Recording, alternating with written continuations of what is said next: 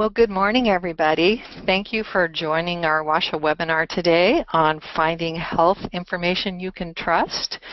I'm Ingrid Nielsen, Chair of the WASHA Education Committee, and assisting me today behind the scenes is our WASHA intern, Ashley Carlson.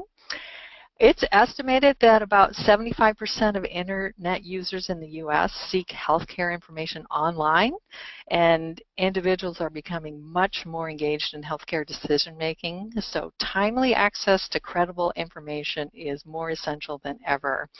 Today, you will learn not only how to find and evaluate the quality of health information online, but how to address when to be a cyber skeptic if health claims sound just a little too good to be true. We are especially delighted to welcome our speaker, Carolyn Martin.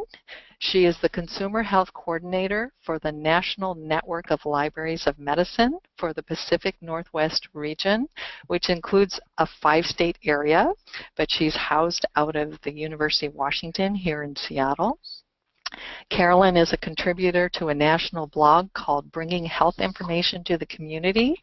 She offers free classes on consumer health topics and coordinates free monthly webinars where experts present on health-related topics. Carolyn worked as a hospital librarian for over 20 years, serving primarily health professionals, but she found her greatest satisfaction was working with patients and families. She has a passion for making sure people know about the phenomenal resources that are not only authoritative, but easily available and free for consumers through the National Library of Medicine.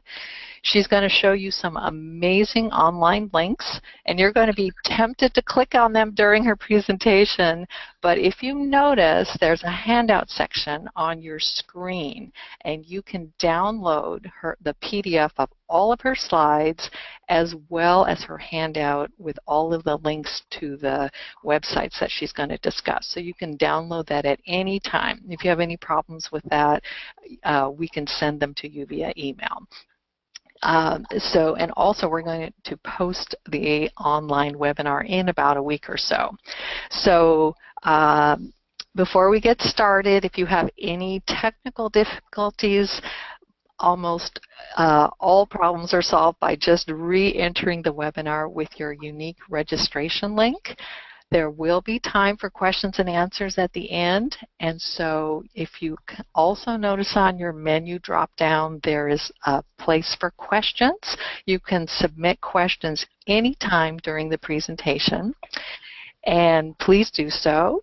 So I'm really excited to get started because I know you're going to learn about some great resources. I had a great time with the preview of your list, Carolyn, and I'm going to pass it over to Carolyn. So welcome and thank you for being with us today. Thank you, Ingrid, for introducing me and for this opportunity to present to the WASHA community. And you did a great job of already introducing me, so I will go on to the next slide. There's a lot of information on the internet, so I thought I'd just briefly cover these aspects of information that you or the people you serve might be viewing.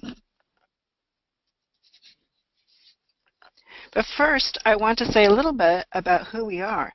Some of you may already be familiar with these acronyms, but for others it can be kind of confusing as they all look very similar. The National Institutes of Health is part of the U.S. Department of Health and Human Services. It is the nation's medical research agency that works to improve the health of those in this country. And many of you might be more familiar with the National Cancer Institute, which is one of the many institutes and centers at NIH. The world's largest biomedical library is the National Library of Medicine, which maintains and makes available a vast print collection and produces an electronic information resources such as PubMed and MEDLINE+. It is one of the institutes at NIH and is housed on the same campus. The NNLM is the National Network of Libraries of Medicine and is one of the programs of NLM and was established with the Medical Library Assistance Act of 1965. The NNLM is made up of 8 geographical regions, and the Pacific Northwest region serves Alaska, Idaho, Montana, Oregon, and Washington. If you are from another region, you may want to look at the main web page to see where your region's library is located at nnlm.gov. Our mission is to provide equal access to biomedical information to health professionals, as well as access to quality health information for the general public so that they are better able to make informed decisions about their health. We do this through resources on our website, exhibiting and sessions at conferences, funding of projects, classes, and opportunities like today's session with WASHA. With that in mind, let's take a look at how to decide what health information to use. How do you search for health information? Well, if you're like most people, you consult Dr. Google. The majority of people start with a search engine such as Google, and Google does do a pretty good job. It gets results, right? But it often gets you a lot of results, and it's not always easy to figure out which ones are reliable sources of information. Depending on how the search is done, results may include message boards or forums, which may provide inaccurate or misinformation about health. Consumers have access to medical information like never before. The internet and its sophisticated search tools have resulted in a greater number of patients accessing information on the internet and a number of people creating health-related websites. There are a number of research studies that look at how people use the internet to search for health information. These studies often show that the quality of health information on the internet varies tremendously. So you'll find valuable nuggets of information, but they often exist among masses of junk. Patients are believing that the internet is a reliable source of information. If it's on the internet, it must be true. The best way to find information on the internet is to go to sites that are known to have reliable, accurate, current, unbiased information. However, sometimes we have to do that Google search to find the information we want, but we want to make sure that the information we find is reliable and authoritative. Many physicians report having patients who want to discuss information retrieved from the internet, but that their patients also have concerns about the quality of the health information they find online. Very few check the quality of a website and perhaps aren't even sure how. When you first look at a web page, ask yourself, what is the purpose of the web page? It may be for advocacy, a business, news, or entertainment. Then evaluate the web page. There are various suggestions on how to evaluate web pages. And here at the National Network of Libraries of Medicine, we have a resource page to help you with that. And here I'm calling it the ABCs of evaluation. It may be hard to find websites that meet all of these criteria, but the more they meet, the better it is. And we'll take a look at each of these criteria individually.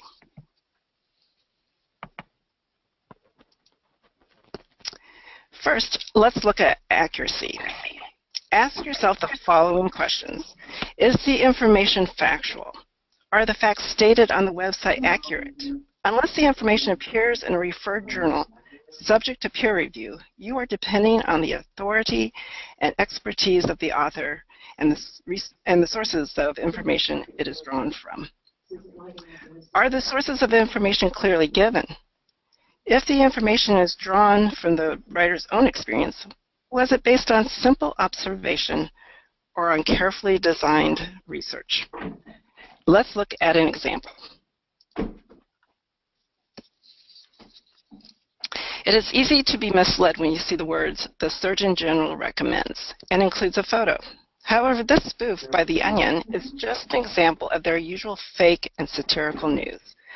I'm sure that some of us would find this wonderful news and be so happy that the Surgeon General would recommend something we want to believe. But remember to look for information about the website to see who is behind the information. Is there a way to contact them? Are links provided to the data or facts stated on the web page? Is it a satirical website? Another criteria is to evaluate a website is the authority. Be sure to ask yourself these questions. Do you know who the author of the information is? An unsigned piece of information does not have the authority of a signed or authored piece. If it is unsigned, is it posted in what is usually an authoritative place, such as the National Institutes of Health, for example? What can you tell about the author? Is the author a student, a physician, or a parent? Does the author bring any bias in posting the information? Here are some clues to determine if a website is authoritative. Information that has the backing of an organization has better quality control than an individual who has no one to answer to. The tilde generally means that the information is from an individual and is not necessarily endorsed by the organization hosting the site. .coms are not necessarily bad, but .orgs are not necessarily good. Look at the content. Also, be aware of domains that indicate the health site where it originates outside of the U.S. These may suggest treatment options that are not generally available in the U.S. So look for in the URL for the .uk or .ca, for example. The more information an author provides about him or herself, the better. Be skeptical about names of organizations that sound prestigious, like the National Alliance for Cancer Treatment Analysis, which may sound like a reputable organization, but it could be out of someone's basement. Always try to find the About Us link to determine the authority and agenda of a popular website.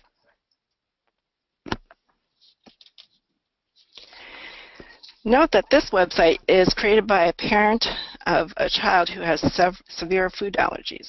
Nicole Smith is listed as the founder, but when you go to the About page that includes information about her, there is nothing to indicate that she has any professional qualifications. It even states that the information is collected from over 19 years of having to manage food allergies.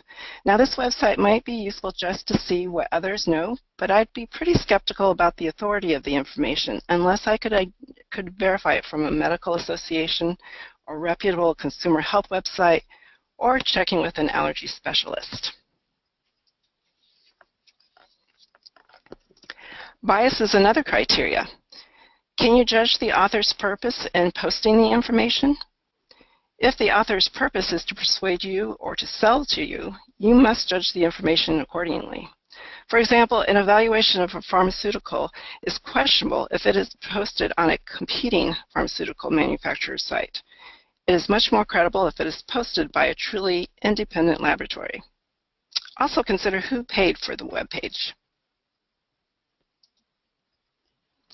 This is Dr. Oz's website. Do you think he may be on a soapbox? Does he have sponsors? Is he trying to sell anything? He may be giving some correct health information, but again, since he has a whole website devoted to himself, I'd recommend checking the information here with other more reputable sources to see if they are in line with more authoritative websites. There are so many good resources out there, you might wonder why even go to this one.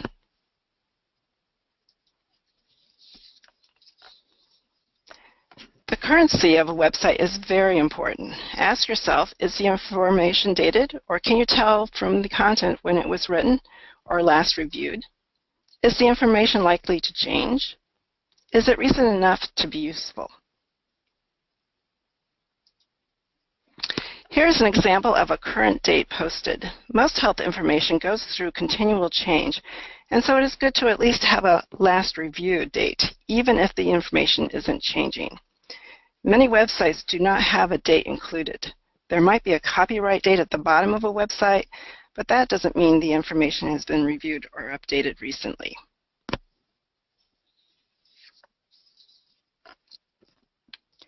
Many health sites are not comprehensive.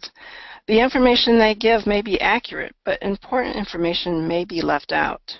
Don't stop with a single site unless you can answer these questions to your satisfaction. How does this information compare with other sources, including published print sources on the same topic? Is a better source available? Consider varying your approach to searching for relevant information. Does the site have a disclaimer that describes any limitations, purpose, scope, currency, authority of the information?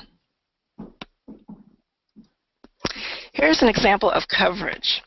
Now, the information may be correct, but you might want to check more comprehensive resources too. Of course, you don't want so much information that is overwhelming, but be careful how brief it is. Also notice that they do not reference where this information is coming from. Usability is also important to think about because even if the information is accurate and bias-free, if it isn't easy to follow or use, it won't be much help. Here are some things to keep in mind. Is the website too crowded with information? Can you tell the advertisements from the information itself? Are there flashing features in animation? Are the features hard to click or to use? So after hearing about how to evaluate websites, let me show you some places where these guidelines will apply. We like to think that the National Library of Medicine's premier consumer health website, MEDLINE Plus, is one of the best ones out there. Here you will find links to reliable and authoritative health websites. MEDLINE Plus does not create the information, but has high standards that must be met before being included. You will find health topics for various demographic groups and categories of health, medical information including supplements, and herbs are also included here. And there is videos and wellness interactive health games and quizzes to help check on your health and wellness. And there is a medical dictionary with audio pronunciation for those difficult to pronounce medical terms, and a medical dictionary with illustrations.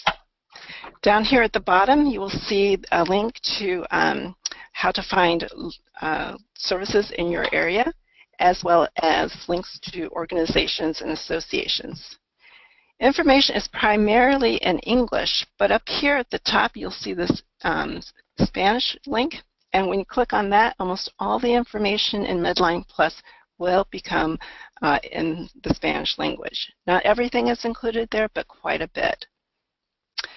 We also have information in other languages down here at the bottom. There is health news and clinical trial information, as well as our MEDLINE Plus magazine, which is published 4 times a year. And you can subscribe to that individually. You can link it electronically from your websites. You can also order in bulk to give to you, to provide for the people that you serve. And of course, there are no advertisements. It's kind of like the Costco of health information. You really don't need to go anywhere else, but because it is all right there. And I just wanted to make a note that earlier this year, MEDLINE Plus added its 1,000th health topic. This is an example of a health topic page for MEDLINE Plus.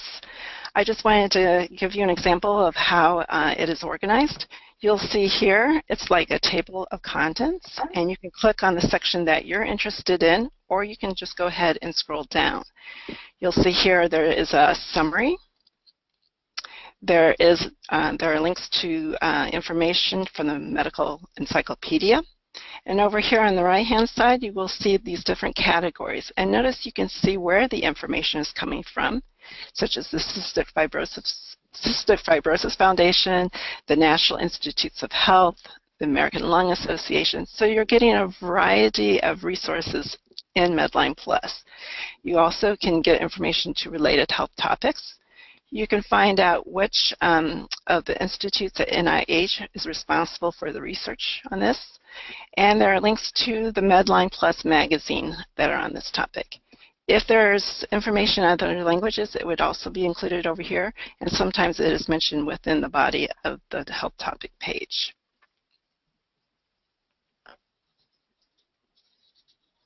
I also wanted to point out that in the Videos and Tools tab on MEDLINE Plus, you will see links to these 2 resources. One is regarding understanding medical words, and the other is regarding evaluating health information online. They require Flash, and a link is included to download it for free. Transcripts of the tutorials are also available. NLM has a website with information for older adults. There are currently 71 health topic pages on NIH Senior Health that range from age-related macular degeneration to creating a family health history to eating well as you get older. They also feature exercise stories and videos. Seniors can also sign up for regular emails that provide tips on healthy aging. There's also a trainer toolkit, which includes flyers, lesson plans, class exercises for new users of computers and to those that are more experienced. This toolkit can be used as is or adapted to your program needs. MEDLINE Plus does have some information in other languages, but primarily in Spanish. But the other NLM resource to use is HealthReach. The HealthReach is NLM's multi-language, multicultural resource. Providing information in a patient's preferred language is much more helpful. Knowing about interacting with those of various cultures and religions is also important in making health information accessible. These resources are efforts of various organizations who have submitted their information for review to be included in this one resource. Many of you may be familiar with EthnoMed, which is here out of Harborview, and many of their resources are included. We encourage your organizations to consider submitting your multi-language information. We're especially looking for information regarding disabilities and some of those not as common health conditions that are out there. And here you can see more resources information for both health professionals and the general public, all for free, at the main National Library of Medicine website. Here's where you can find the resources I just mentioned and more at the health information link, which is right there where my cursor is. And information for health professionals are included in several of these links as well. Here in the center, you'll see a photo of our new National Library of Medicine director, Dr. Patricia Brennan. She is the first woman and nurse to be a director of the National Library of Medicine. And we're very excited to have her join us. The National Institutes of Health also has information for both professionals and the general public. Make sure to visit each of the institutes and centers, as they each have their own focused information on their separate websites.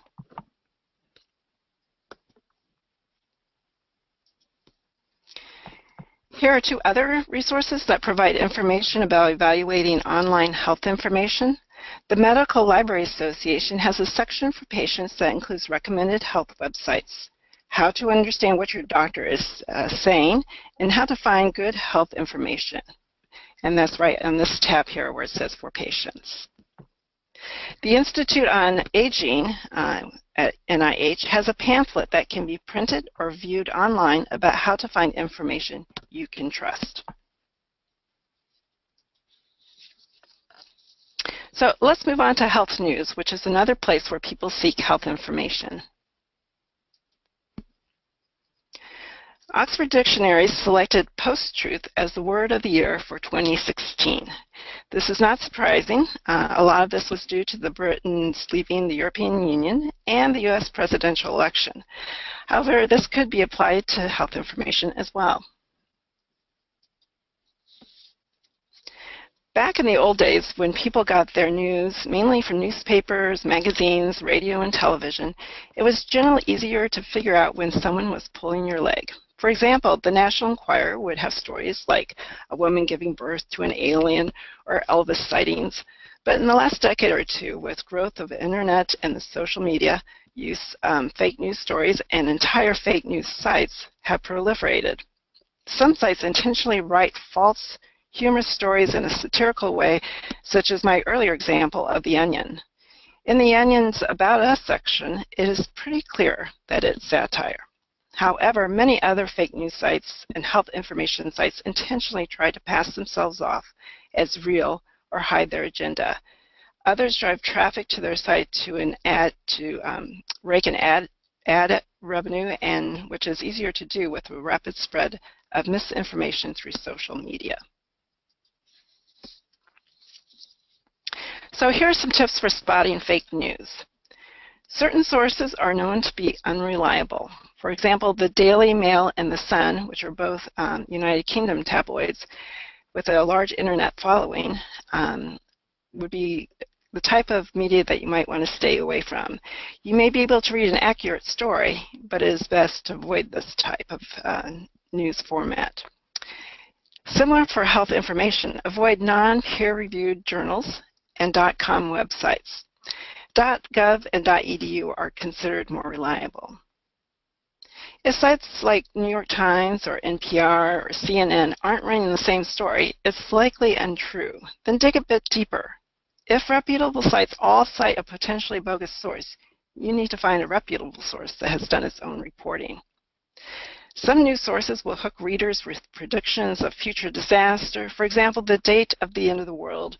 Some may be legitimate, like the Ebola crisis, but more often than not, it's just plain false. Humans are fascinated by potential disasters, but also disease, human-caused conditions like global warming, so stories are prevalent, but be skeptical. Often there is a kernel of truth, like a small study, but be aware of overreaching facts. Scan the headlines for the first few paragraphs of other stories on the site. Even if it's not over the top, you'll generally get a sense of the seriousness of the site. Just be aware of what you are viewing. A website might have a confusing or unclear disclaimer where it might say something like real shocking news and satire news, so it may not always be very clear, especially initially when you're just doing a quick scan, as many of us are prone to do, whether a story is real or not. Many websites want to attract readers. One tactic is to run really compelling stories, or not serious or in-depth like the plight of war refugees, but a little too funny or bizarre to be compelling. Some polls are very unscientific. Others are properly done, but the media might spin the results in a way that misrepresents them. Check to see who conducted the poll, the number of people surveyed, how they were selected to take the poll, and how the survey questions were phrased to have a good idea as to the reliability. Some untrustworthy sites will try to imitate a reputable website by incorporating it into its own URL, or another trick is to use a nearly similar name or similar URL address as a popular site, omitting a letter or two or misspelling the name. Does the story tap into your innermost insecurities and fears, such as the government secretly spying on you, or the story of a Texas family that was diagnosed with Ebola and that the whole town was under quarantine? This fake story was published on a site called The National Report during the height of the Ebola crisis and took off on Facebook, where hundreds of thousands read it, liked it, and passed it on to others. So headlines can be misleading. With all this unreliable health news, how do you know if a health news story is reliable? Health News Review is a great website to refer to when wanting to see health news stories viewed more critically. You won't find every health news story here, but it will give you some of the more prominent ones, as well as guidance on how to do your own assessment. They recently added tips to help patients and consumers improve their critical thinking to better analyze medical studies and healthcare claims. And this is all for free. NPR has provided some information to help listeners to better identify real news. NPR Fake or Real News Story, there here in the top left, includes a link to a list from Lisa Zenders, who is an assistant professor of communication and media at Merrimack College in North Andover, Massachusetts. And this handout provides is for her students to better identify real news, and it's also available for all of us to look at as well.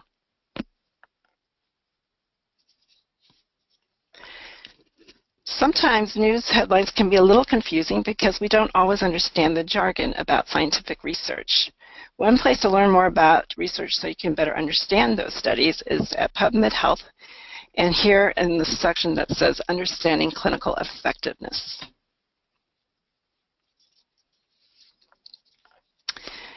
These pages under Understanding Clinical Effectiveness provides information about research that tells whether a treatment will or won't work. Also provided are free online books that explain what research results mean, such as statistics and testing, so that we can become more informed about our health using this information, whether we hear it in the news or from our clinicians. MEDLINE Plus has a health topic page called Understanding Medical Research. It provides links to sources that provide tips for better understanding what those medical findings are reporting, especially in regards to your health or that of a family member. Health fraud involves selling drugs, devices, foods, or cosmetics that have not been proven effective. So keep in mind, if it sounds too good to be true, it's probably a scam. Oh, I'm sorry, I think I missed a... I'm sorry, I think I missed a slide there. Let me go on.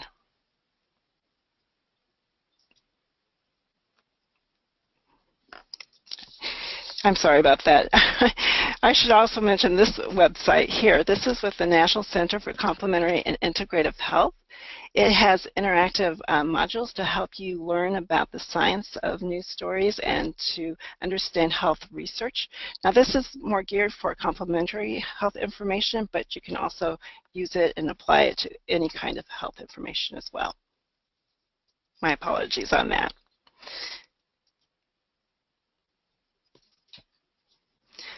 Health fraud includes selling drugs and food and cosmetics, like I mentioned before.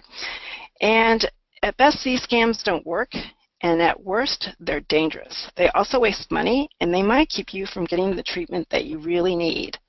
Health fraud scams can be found everywhere, promising help for many common health issues, including weight loss, memory loss, sexual performance, and joint pain. They target people with serious conditions like cancer, diabetes, heart disease, HIV/AIDS, arthritis, Alzheimer's, and many more. So before taking an unproven or little-known treatment, it is recommended to first talk to a doctor or healthcare professional. On Guard Online is a great website from the Federal Trade Commission. It includes a lot of topics regarding internet use, but I just wanted to point out this particular page regarding purchasing health products and services online and what to look for to make sure you are dealing with a reputable source. This brochure is from the National Institute on Aging. It is aimed at older adults, but is informative no matter what your age, and it's something you can print off and provide to patrons or patients. But it also realizes that family and friends can often be the scammers, especially in regards to older adults and acquaintances. The FDA provides several bits of information regarding health scams. The screenshot on the right includes signing up for email updates as well as providing the information in Spanish. Apps aren't necessarily a scam, but they are especially popular for wellness purposes. Thousands of apps are being created every year, and many are focused on health, and such as nutrition and exercise, as well as keeping track of heart rate and blood pressure. But how well do these work?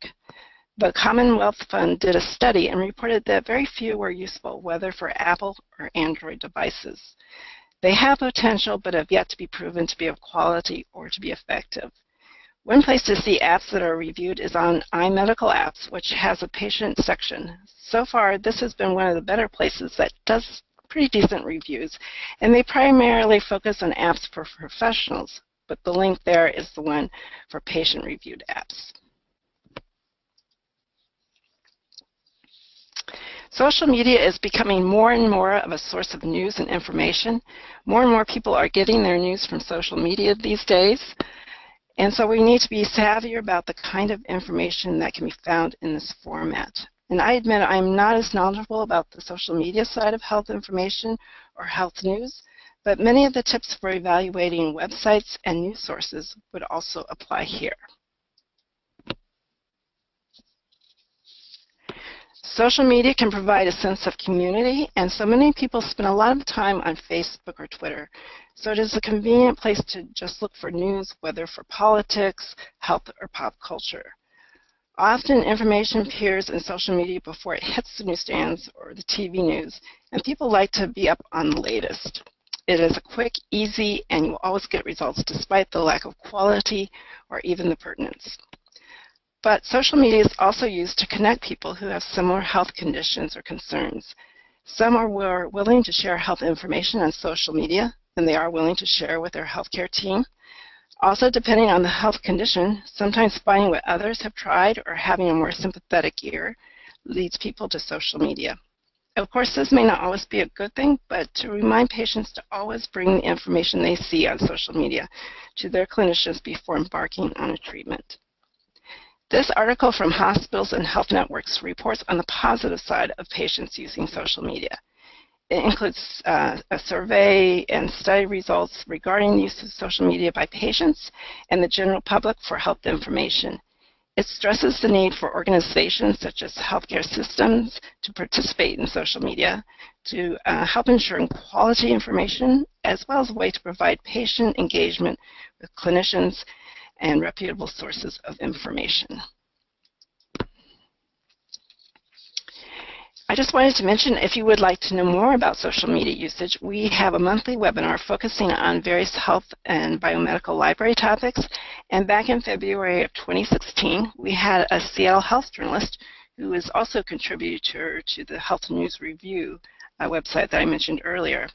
And she and a patient advocate presented on how patients use social media and why social media is such a popular avenue for people to share and get information. And that is a link to the recording.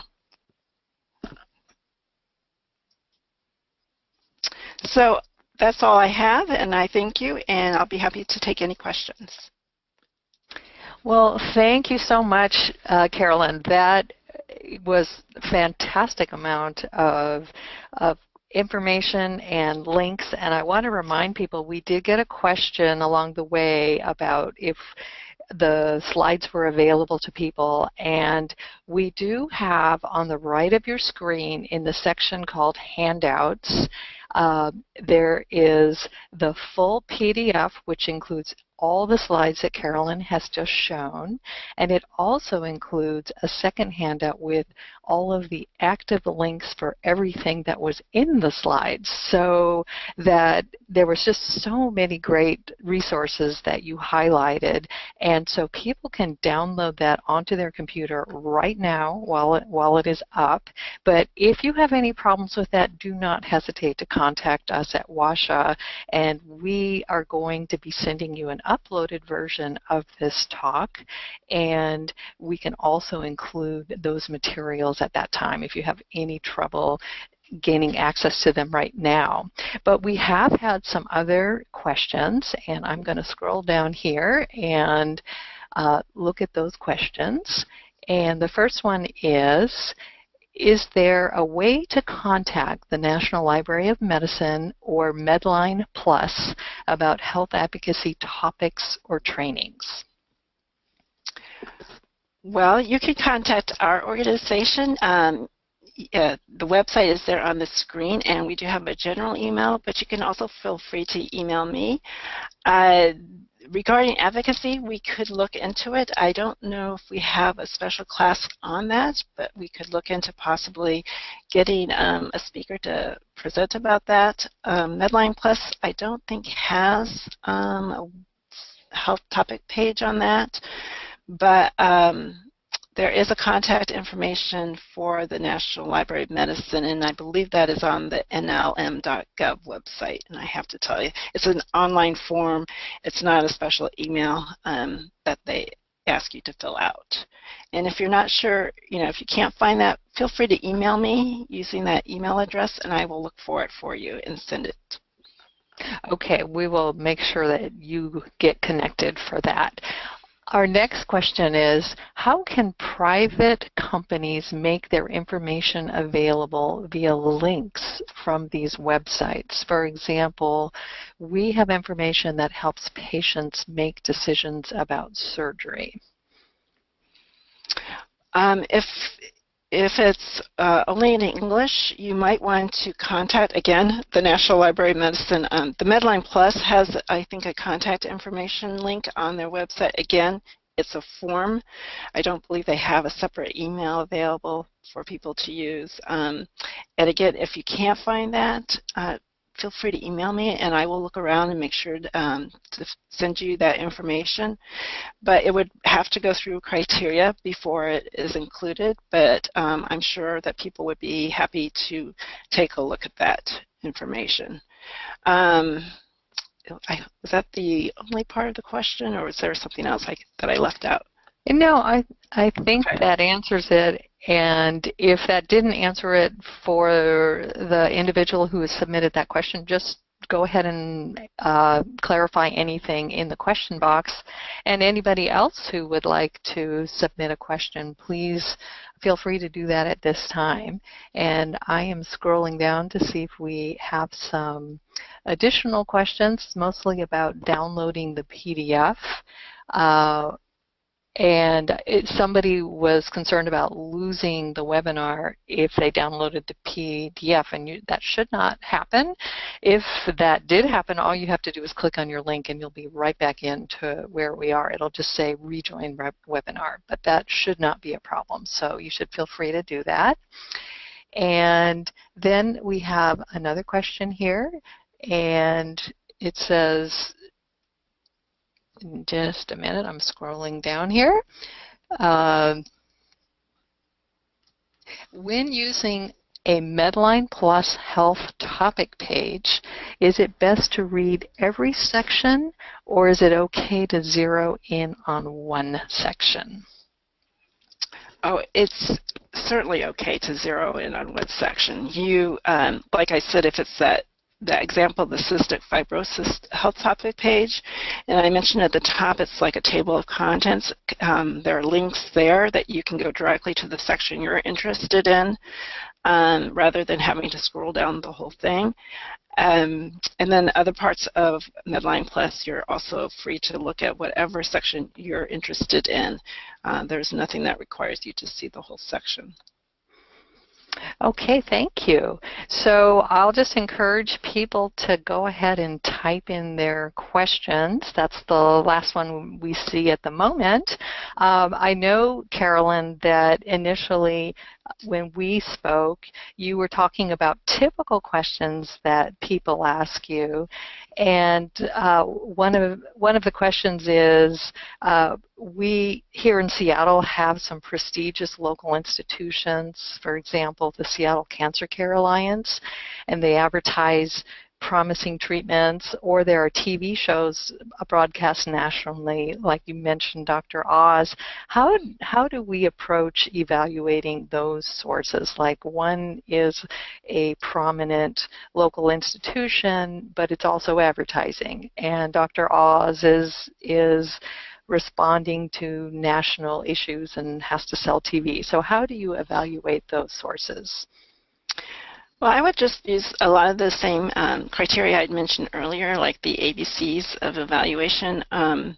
Just kind of keep those kinds of things in mind. And I also, like, a lot of the information isn't necessarily wrong, but one thing I always suggest, and this is not just with health information, I mean, we're talking about any kind of news or information, you would want to check to see if other resources or sources have the same kind of information. If you can verify that they're kind of along the same lines, then it should be, it probably is better off than if you only see it on one or two places. Like, for instance, I think maybe had mentioned to me about something about proton therapy being done at a particular institution. It's proton therapy, I'm sorry. And a lot of health institutions will have their own bit of information on their website, but you can take that same information and plug it into MEDLINE Plus. They have information about that, and they will take you to like the Radiological Society or some other institutions and associations. So when you see that information, compare it to what you see on that particular health system's website. You know, just kind of check to see if the information is about the same. If it isn't, that's something you might want to take to your clinician and say, hey, you know, your hospital is saying this, but I noticed the Radiological Society says this, you know, can you please explain it to me? So it's just a way to make sure that you have your information from a variety of resources. I think that's always a good thing, no matter how high quality NPR or the University of Washington Medical Center might be. It's always good to check other places as well. Okay, we have a question that is very similar to that, and I'm just going to read it to make sure that you addressed this specific question, but it does sound like you are suggesting that even if it's a very reputable organization, that MEDLINE Plus is an aggregator of reputable organizations, so you're getting a little bit of, you're getting multiple hits on the same information. So it sounds like that's what you just suggested, and I'm going to read this question to make sure there isn't anything else that you might want to address. So the question is, recent revelations of industry, for example, big pharma, big food, influence academic research results and recommendations by advocacy organizations funded by these industries. For example, the Sugar Association was exposed to have paid Harvard researchers to exonerate sugar and vilify dietary fat, or big pharma influencing recommendations of advocacy groups on statins. How do you recommend consumers deal with these problems and the veracity of research results and recommendations? So I think you spoke a little bit towards verifying the data and getting multiple sources, but do you have any other suggestions? Well, I don't have any other main suggestions, but I wanted to say that, you know, it is true that a lot of research being done, you know, even like at medical centers around the country or academic institutions, a lot of them are being funded by NIH. You know, a lot of this research is being done in other places. So even though, like, you might go to the University of Washington Medical Center website and they have information for patients about a certain treatment, they may be, you know, this information may be gathered from the research that's being done there as well. So it's, you know, you kind of just have to keep an open mind. Things change. Even in science, there have been retractions. You know, sometimes things haven't gone through the peer review like they should. So it's not necessarily a perfect system.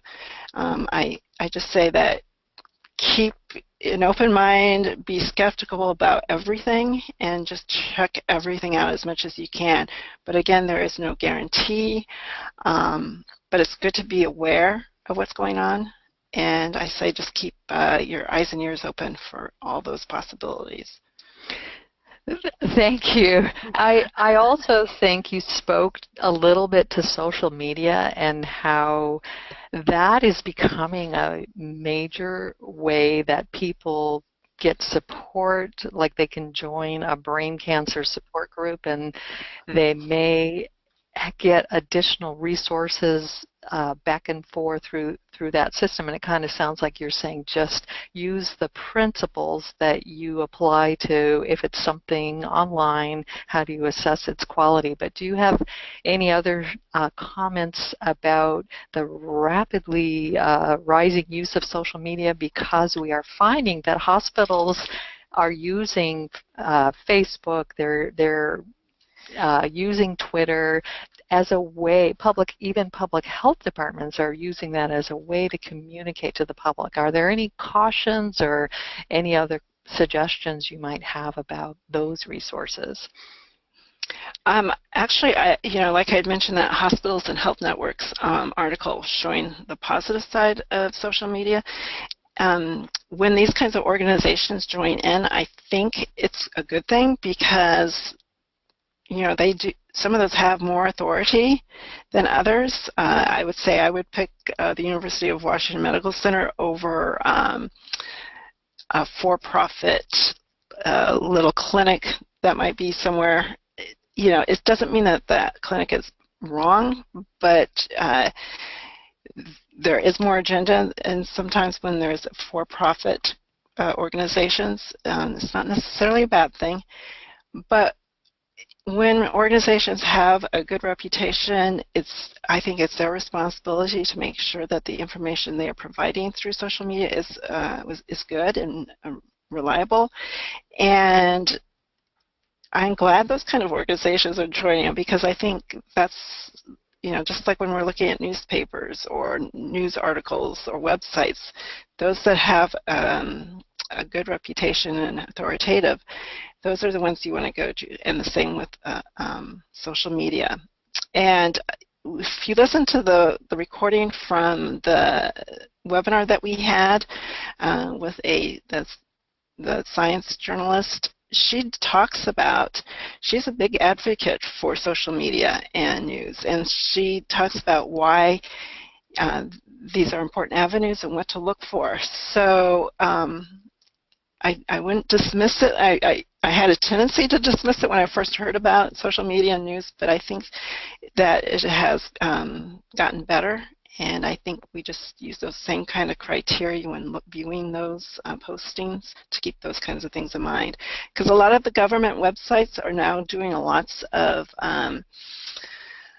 they do a lot of Twitter chats.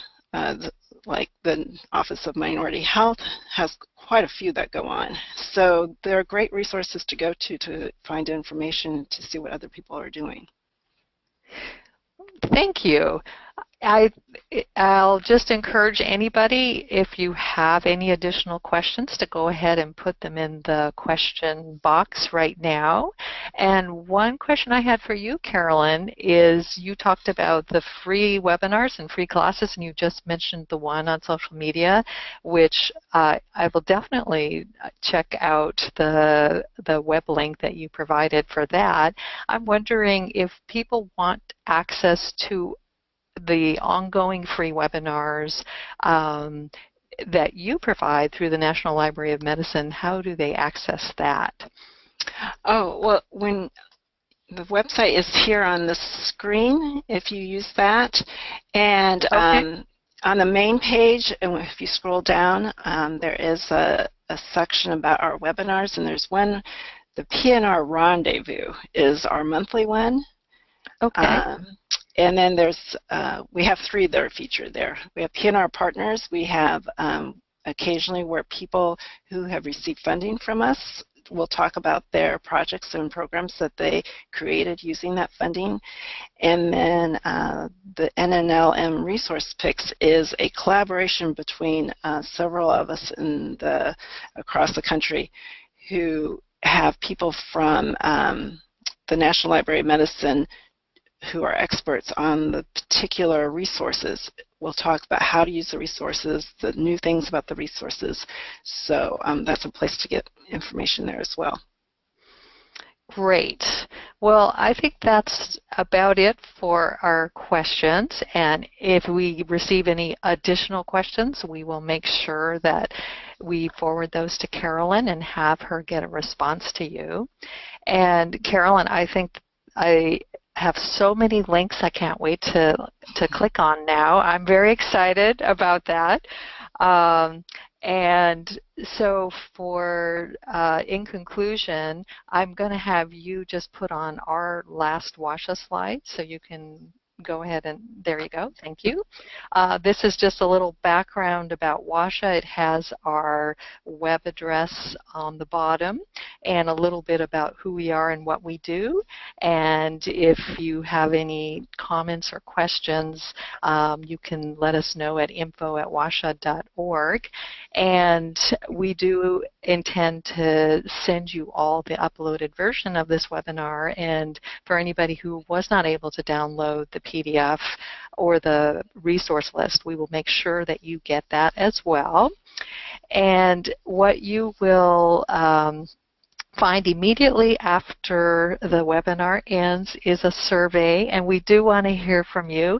You will have an opportunity to tell us the topics that you want to hear about for future webinars. We have a couple webinars coming up, but we have not established firm dates, so stay tuned for that. And I would especially like to thank Carolyn, our speaker today. That was a very informative discussion. And I'd also like to thank my co-facilitators, Ashley and Karen, who have been working behind the scenes on your questions and feeding them to me. So at this time, we're going to close out the webinar, and I really appreciate that you all took time to attend today. I hope you found the information valuable for you, and we'll see you next time.